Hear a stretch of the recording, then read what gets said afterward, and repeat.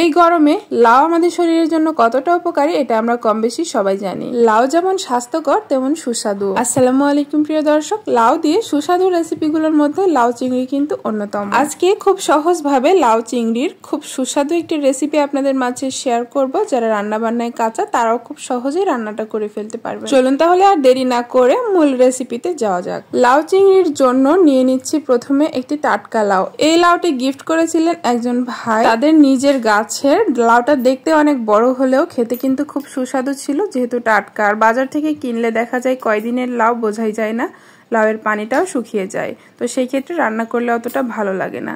লাউটা প্রথমে কেটে নিচ্ছি মাছ বরাবর। আমি লাউয়ের 4 ভাগের 1 ভাগ রান্না করব। আর কাটতেই দেখুন কত সুন্দর পানি বের হয়ে আসছে, একদমই টাটকা। লাউটা যেহেতু একটু বড় সাইজের করে কেটেছে তাই একটু বিচিও হয়েছে, তবে বিচিগুলো মোটেই শক্ত ছিল না, একদমই কচি, তাই ফেলে দেওয়ারও কোনো প্রয়োজন হয়নি। লাউটার পাতলা করে খোসাটা ছাড়িয়ে নিচ্ছি। আর দেখুন কতটা সুন্দর সবুজ কালার। এই খোসাগুলো কিন্তু আমি ফেলে দিব না, এটা কিন্তু ভর্তা করে বা ভাজি করে খেতে অনেক বেশি মজা লাগে। ভর্তা ভাজির আমার রেসিপি দেওয়া আছে, চাইলে কিন্তু আপনারা কমেন্ট করতে পারেন, আমি ডেসক্রিপশন বক্সে লিংক দিয়ে দিব লাউয়ের খোসার রেসিপি। তো খোসাগুলো ছাড়ানো হয়ে গেলে লাউগুলোকে আমি একটু মোটা করে এভাবে প্রথমে কেটে নিচ্ছি। আজকের লাউ চিংড়ির জন্য আমি একটু বড় সাইজের বা মাঝারি সাইজের যে চিংড়ি মাছগুলো থাকে সেগুলো নিয়েছি। আপনি চাইলে কিন্তু ছোট চিংড়িগুলো নিতে পারেন। লাউ রান্নার ক্ষেত্রে ছোট ছোট কুচি চিংড়িগুলো দিয়ে রান্না করলে বেশি মজা লাগে। আমি বেশিরভাগ ছোট চিংড়ি দিয়েই করি, তবে আজকে যেটা হাতের কাছে ছিল সেটা দিয়েই করব।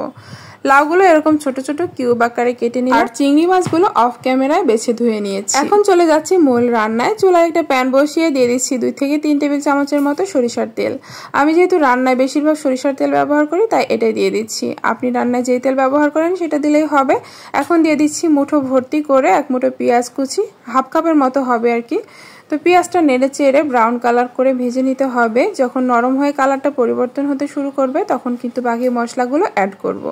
তো প্রথমেই দিয়ে দিব এখানে 1 টেবিল চামচ পরিমাণ আদা ও রসুন বাটা একসাথে রয়েছে। সামান্য একটু পানি দিয়ে দিচ্ছি যাতে পেঁয়াজটা আর বেশি কালার না হয়। আর দিয়ে দিচ্ছি এখানে 1.5 চা চামচের মতো লবণ।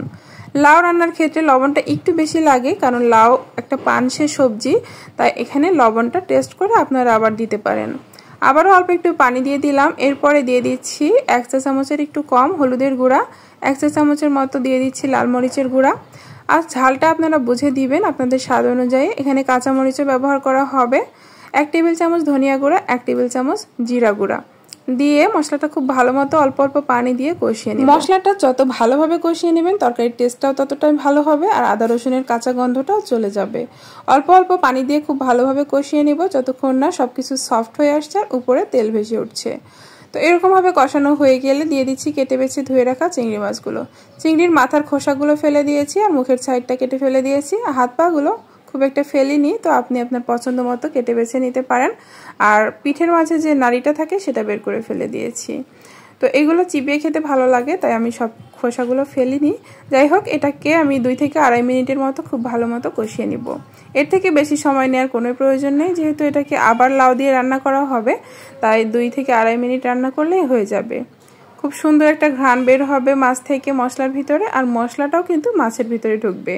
এই পর্যায়ে কেটে রাখা লাউয়ের টুকরোগুলোকে দিয়ে দিচ্ছি।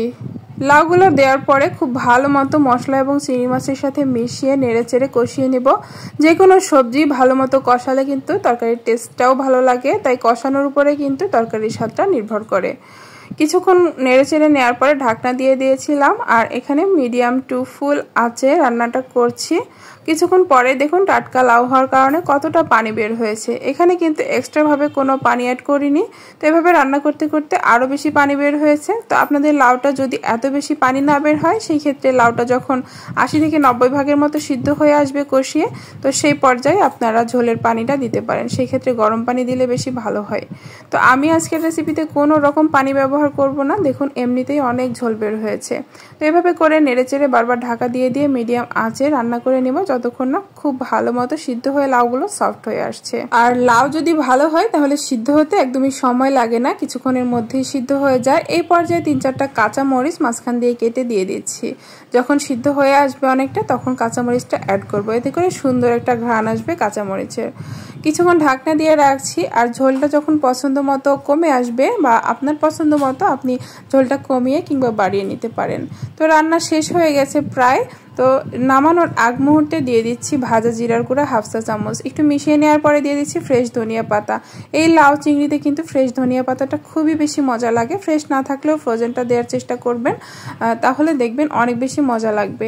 ধনিয়া পাতাটা দেওয়ার পরে কিন্তু বেশি আর রান্না করব না, কয়েক সেকেন্ডের জন্য একটু নেড়ে চুলাটা অফ করে পরিবেশন করে নিচ্ছি। ফ্রেশ ধনিয়া পাতা অ্যাড করার পর বেশিক্ষণ রান্না করলে ধনিয়া পাতার কালারটাও নষ্ট হয়ে যায় আর টেস্টটাও কেমন যেন হয়ে যায়, তাই ভালো লাগে না। এরকম সবুজ থাকতেই নামিয়ে নিলাম। লাউ চিংড়ি রেসিপিটা দেখতে যেমন লোভনীয় হয়েছে, খেতে কিন্তু এর থেকে বেশি মজার ছিল। অবশ্যই রেসিপিটা একদিন ট্রাই করে দেখবেন। আর আজকের রেসিপিটি কেমন লেগেছে সেটা আমাকে কমেন্টে জানাতে ভুলবেন না। যদি ভালো লেগে থাকে লাইক দিয়ে ভিডিওটি প্রিয়জনদের মাঝে শেয়ার করে রাখতে পারেন। আর আমার চ্যানেলটি যদি সাবস্ক্রাইব করা না থাকে সাবস্ক্রাইব করে পাশে থাকার অনুরোধ রইল। রেসিপিগুলো নিয়মিত দেখতে চাইলে সাবস্ক্রাইব করে পাশে থাকা বেল আইকন চেপে অল নোটিফিকেশন চালু করে রাখবেন। আল্লাহ হাফেজ।